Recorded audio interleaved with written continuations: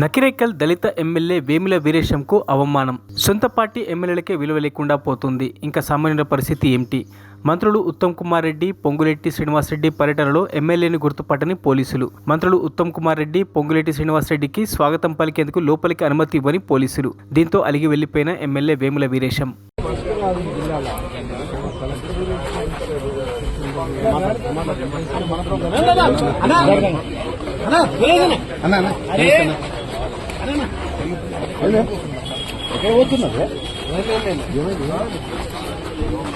పోలీసుల common sense ఉండదా?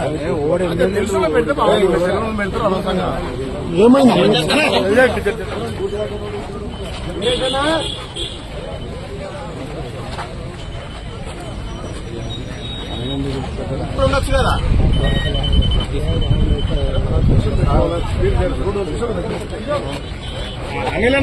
వాళ్ళని ఆపేశాను.